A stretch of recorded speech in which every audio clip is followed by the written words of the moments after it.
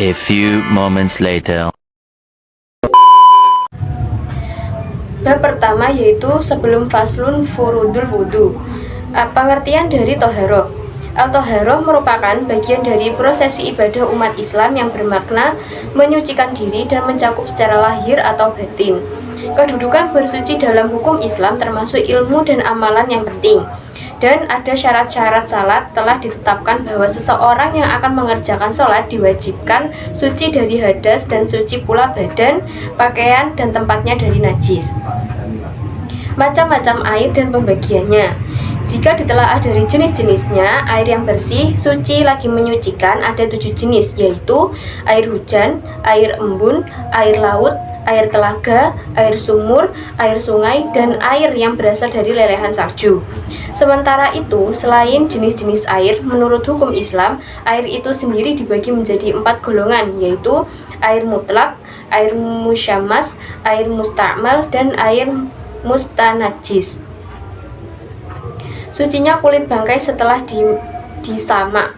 Kulit bangkai dapat suci dengan disamak kecuali kulit anjing dan babi. Adapun tulang bangkai itu najis kecuali tulang mayat manusia. Menyamak kulit bangkai atau dalam fiqh disebut adabbu adalah kegiatan membersihkan kulit bangkai binatang selain babi dan anjing dan sesuatu yang dapat membuatnya busuk seperti darah atau daging yang masih menempel padanya. Cara menghilangkannya dengan benda yang rasanya sepet atau kelat, hirif, semisal daun bidara. Hukum menyamak itu sendiri seperti dari sahabat Abdullah bin Abbas yang berbunyi iza dubigol ihabu fahot tahura. Bila kulit bangkai telah disamak maka ia benar-benar telah suci. Ulama menetapkan bahwa hukumnya mubah alias tidak menjadi problem apakah melakukannya atau tidak. Namun, sebagaimana biasa, hukum ini dapat berubah-ubah seiring waktu, tempat, dan kondisinya. Apakah sekedar butuh atau bahkan sampai pada taraf urgen. Perubahan hukum dari mubah menuju wajib atau ke hukum yang lain tergantung waktu, tempat, dan kondisi yang ada. Dalil-dalil tentang sucinya kulit bangkai setelah disamak. Yang pertama dari Ibnu Abbas radhiyallahu an bahwa Rasulullah shallallahu alaihi wasallam bersabda, jika kulit hewan telah disamak, kulit tersebut menjadi suci. Diriwayatkan oleh Muslim, hadis riwayat Muslim nomor 366. Dari Salamah bin Al-Muhabbiq radhiyallahu an bahwa Rasulullah shallallahu alaihi wasallam bersabda, menyamak kulit bangkai adalah mensucikannya. Hadis ini sahih menurut Ibnu Hibban. Hadis riwayat Ibnu Hibban nomor 4522 dan Ahmad 25250. Hadis ini sahih li ghairihi. Hukum menggunakan wadah dari emas dan perak. Tidak boleh menggunakan wadah yang terbuat dari emas dan perak. Boleh menggunakan wadah yang selain dari emas dan perak. Dalil pengharaman penggunaan bejana emas dan perak dari Huzaifah Ibnul Yaman radhiyallahu an bahwa Rasulullah shallallahu alaihi wasallam bersabda, janganlah kalian minum dengan bejana yang terbuat dari emas dan perak. Janganlah pula kalian makan dengan piring yang terbuat dari emas dan perak, karena barang-barang itu untuk mereka di dunia, sedangkan untuk kalian di akhirat. Hadis riwayat Bukhari nomor 5426 dan Muslim nomor 2067. Hukum siwak, sikat gigi. Bersiwak sangat disunahkan sekali dalam 3 hal, yaitu yang pertama, ketika bau mulut berubah karena sudah terlalu lama tidak makan maupun minum. Yang kedua, ketika bangun tidur. Dan yang ketiga, ketika akan mengerjakan sholat. Sunnah ketika bersiwak. Yang pertama, berniat untuk bersiwak itu sunnah. Yang kedua, bersiwak dengan tangan kanan. Yang ketiga, menggosok sisi kanan mulut. Yang keempat, mengusapkan siwak dengan lembut di langit-langit ujung mulut dan pada pangkal gigi-gigi geraham. Dalil tentang anjuran bersiwak dari Riyad As-Shalihin. Yang pertama dari Huzaifah radhiyallahu anhu, ia berkata, apabila Rasulullah shallallahu alaihi wasallam membangun malam, beliau menggosok mulutnya dengan siwak. Hadis riwayat Bukhari nomor 889 dan Muslim nomor 255. Yang kedua, Aisyah radhiyallahu an berkata, kami bisa menyiapkan siwak dan air untuk bersuci Rasulullah Shallallahu alaihi wasallam. Allah lalu membangunkannya sesuai dengan kehendaknya pada waktu malam. Maka beliau bersiwak, berwudu dan melakukan sholat. Hadis riwayat Muslim nomor 746. Bab kedua tentang faslun wa furudu wudu'i. Fardu wudu. Pengertian wudu. Wudu merupakan salah satu amalan ibadah yang agung di dalam Islam. Secara bahasa, wudu berasal dari kata al-wada'ah yang mempunyai arti kebersihan dan kecerahan. Sedangkan menurut istilah, wudu adalah menggunakan air untuk anggota-anggota tubuh tertentu, yaitu wajah, dua tangan, kepala, dan dua kaki, untuk menghilangkan hal-hal yang dapat menghalangi seseorang untuk melaksanakan sholat atau ibadah yang lain.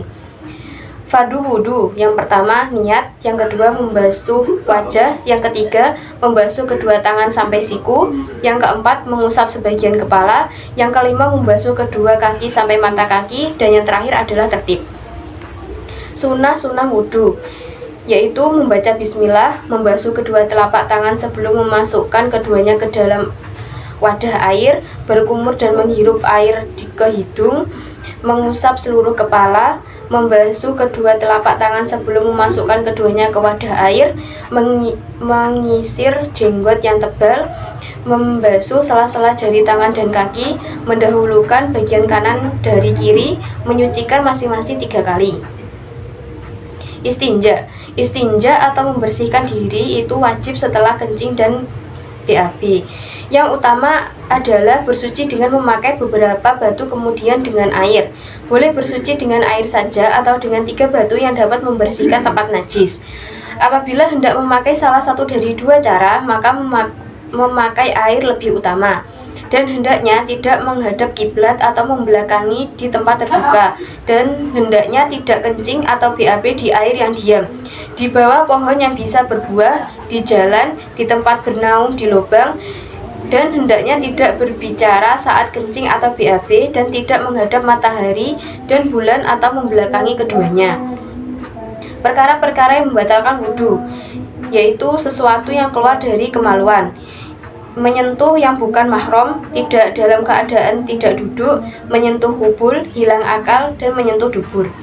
Perkara yang mewajibkan mandi, keluar mani dari salurannya bagi laki-laki maupun perempuan, masuknya penis ke dalam vagina walaupun tidak keluar mani, masuk Islamnya seorang kafir, orang yang sudah meninggal, dan serta haid dan nifas. Bab ketiga yaitu faslun wal istisalat al-masnunat, mandi sunnah. Pengertian menurut bahasa yaitu al-ghusl atau al-ghusl, yang berarti mengalirnya air pada sesuatu. Wal istisalat al-masnunat adalah mandi yang dianjurkan atau disarankan oleh Nabi Muhammad SAW dalam berbagai situasi. Ini bisa dilakukan sebagai bentuk ibadah dan membersihkan diri. Perkara yang mewajibkan, yaitu hal-hal yang mewajibkan mandi ada 6 macam. 3 untuk laki-laki dan perempuan, yaitu 1 bersetubuh, 2 keluarnya sperma atau mani, 3 dan melahirkan. Fardunya mandi ada 3, yang 1 niat, 2 menghilangkan najis jika terdapat dalam tubuhnya, ketiga dan meratakan air ke seluruh rambut dan kulit. Sunnah mandi ada 5, yaitu yang pertama membaca basmalah, yang kedua wudu terlebih dahulu sebelum mandi, yang ketiga menjalankan tangan ke seluruh tubuh, yang keempat beruntun, dan yang kelima mendahulukan anggota badan yang kanan daripada yang kiri. Macam-macam mandi sunnah. Yang pertama mandi wajib, kedua mandi 2 hari raya, yang ketiga mandi istisqa, yang keempat mandi gerhana bulan, yang kelima mandi gerhana matahari, yang keenam mandi setelah memandikan mayat, yang ketujuh mandinya orang kafir ketika masuk Islam, yang kedelapan mandinya orang yang gila setelah sembuh, yang ke-10 mandi ketika ihram, yang 11 mandi untuk memasuki Mekah, yang ke-12 mandi untuk wukuf di Arafah, yang ke-13 mandi untuk bermalam di Musdalifah, yang ke-14 mandi untuk melempar 3 jumroh, yang ke-15 mandi untuk tawaf, yang ke-16 mandi untuk sa'i, Dan yang ke-17 adalah mandi untuk memasuki Madinah Rasulullah Shallallahu Alaihi Wasallam. Faslun kullu ma'in kharaja min sabilaini najisun. Najis. Pengertian. Arti najis secara etimologi merujuk pada nama atau sebutan untuk segala sesuatu yang kotor. Para ulama fikih membagi najis dalam dua kategori, yaitu najis hukumiyah dan najis hakiki. Mengenai definisinya secara detail, ada perbedaan yang berkembang dalam berbagai mazhab. Setiap benda cair yang keluar dari dua jalan anus atau kemaluan hukumnya najis, kecuali sperma. Membasuh kencing dan kotoran tinja itu wajib kecuali kencing bayi laki-laki kecil yang belum memakan makanan kecuali ASI. Maka cara menyucikannya dengan menyiramkan air. Macam-macam najis. Najis mutawasitoh, pertengahan atau sedang, yaitu najis kotoran seperti kotoran manusia atau binatang, air kencing, nanah, darah, bangkai, selain bangkai ikan, belalang, mayat manusia, dan najis-najis yang lain selain yang tersebut dalam najis ringan dan berat. Cara mensucikan najis. Najis mughalladah. Menurut jumhur ulama, jika suatu benda terkena najis yang berasal dari anjing dan babi, seperti kotorannya, baik liurnya, atau lain-lain, maka cara menyucikannya ialah benda itu dicuci dengan air sebanyak 7 kali, 1 kali diantaranya dicampurkan dengan debu atau tanah. Najis mutawasitoh. Yang pertama, najis hukumiyah, yaitu najis yang tidak terlihat, tidak nampak, seperti bekas kencing, arak yang sudah kering. Cara menyucikan najis ini cukup dengan mengalirnya air di atas benda yang terkena najis tersebut. Apabila rupa najis ini tidak mau hilang seperti digosok-gosokkan, dimaafkan. Yang kedua yaitu najis ainiyah, yaitu yang terlihat atau berwujud, masih ada zatnya, rasa, warna, dan baunya, seperti darah, nanah, air kencing, dan sebagainya. Maka cara menyucikan najis ini hendaklah dengan menghilangkan zat, rasa, warna, dan baunya. Adanya bau dan warna pada benda menunjukkan adanya najis di benda tersebut, kecuali bila setelah dihilangkan dengan cara digosok atau dikucek maka dimaafkan. Najis mukhafafah. Najis mukhafafah atau najis ringan, misalnya kencing bayi laki-laki yang belum memakan makanan selain ASI. Cara untuk menghilangkan najis pada kencing bayi ini cukup dicipratkan dengan air pada pakaian yang terkena kencing bayi laki-laki jika ia belum mengkonsumsi makanan. Jika bayi laki-laki ini telah mengkonsumsi makanan, maka pakaian yang terkena air kencing itu harus dicuci. Sedangkan jika bayi itu perempuan, maka pakaian yang terkena air kencingnya harus dicuci baik ia sudah mengkonsumsi makanan atau belum. Macam-macam air. Yang pertama air laut, hujan. Yang kedua air laut. Yang ketiga air sungai. Yang keempat air sumur. Yang kelima air sumber. Yang keenam air salju. Yang ketujuh air embun. Pembagian air. Yang pertama, air suci dan mensucikan, yaitu air mutlak. Air mutlak adalah air yang terpancar dari bumi atau turun dari langit. Yang kedua, air suci lagi menyucikan, tetapi makruh penggunaannya, yaitu air yang terjemur matahari, air musyamsas. Yang ketiga, air suci tetapi tidak mensucikan, yaitu air mustakmal. Air ini boleh diminum dan dipakai untuk memasak, tetapi tidak dapat digunakan bersuci dan menghilangkan najis. Yang terakhir yaitu air yang bernajis, mutanajis, yaitu air yang terkena najis. Bab kelima yaitu kitabus sholat. Sholat yang diwajibkan ada 5, yaitu zuhur. Awal waktunya adalah ketika matahari tergelincir, sedangkan akhirnya adalah jika bayangan segala sesuatu sama dengan benda setelahnya tergelincir matahari. Yang kedua yaitu asar. Awal waktunya adalah ketika bayangan lebih dari bendanya, sedangkan akhirnya berdasarkan waktu terpilih adalah sampai bayangan benda 2 kali panjangnya. Akan tetapi boleh mengerjakannya sampai terbenam matahari. Maghrib. Waktunya hanya 1, yaitu ketika matahari terbenam Kadarnya kira-kira adalah kadar azan, wudhu, menutup aurat, iqomat, dan salat 5 rakaat. Isya. Awal waktunya adalah apabila mega merah hilang, sedangkan akhirnya berdasarkan waktu terpilih sampai sepertiga malam pertama.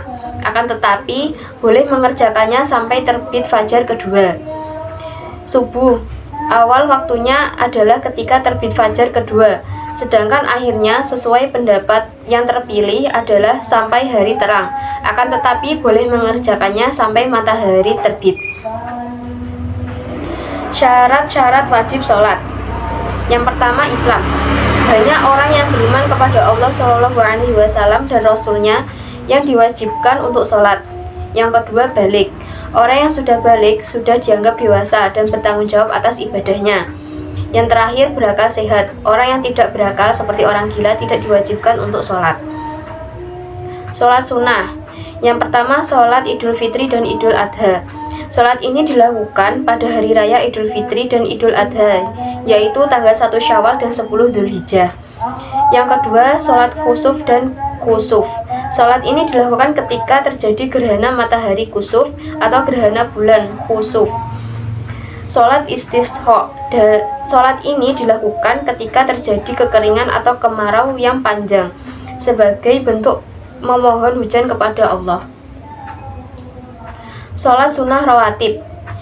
2 rakaat sebelum subuh, 4 rakaat sebelum zuhur, 4 rakaat sebelum asar, 3 rakaat sesudah isya, 2 rakaat sesudah maghrib. Sholat sunnah mu'akkad. Yang pertama, sholat tahajud. Sholat ini dilakukan pada sepertiga malam terakhir seperti bangun dari tidur. Yang kedua, sholat duha. Sholat ini dilakukan pada waktu duha, yaitu sekitar 15 menit setelah matahari terbit hingga sebelum waktu zuhur. Yang terakhir, sholat tarawih. Sholat ini dilakukan pada bulan Ramadan setelah sholat isya.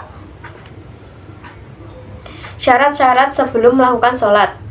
Anggota tubuh harus suci dari hadas, menutup aurat dengan pakaian yang suci, tempat sholat harus suci, harus mengetahui masuknya waktu sholat, dan sholat harus menghadap kiblat. Diperbolehkan sholat tidak menghadap kiblat ketika rasa takut berlebihan, yaitu rasa takut karena perang dan lainnya selama sebabnya mubah. Yang terakhir, mengerjakan sholat sunnah dalam perjalanan di atas kendaraan. Bukhari ayat 391 meriwayatkan dari Jabir radhiyallahu an, dia berkata, Rasulullah SAW mengerjakan sholat di atas kendaraannya sesuai dengan arah menghadapnya kendaraan itu. Dalam riwayat lainnya disebutkan ke arah timur.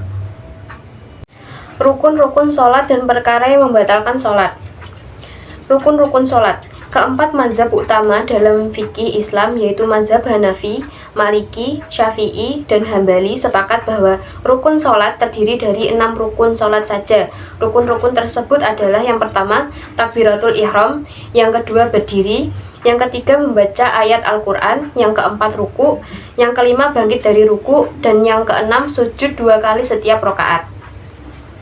Syarat-syarat sahnya yaitu beragama Islam, balik, berakal, suci dari haid dan nifas, sampainya dakwah Islam, sehatnya indera.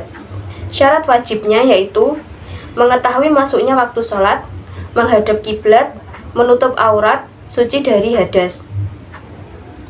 Perkara yang membatalkan sholat.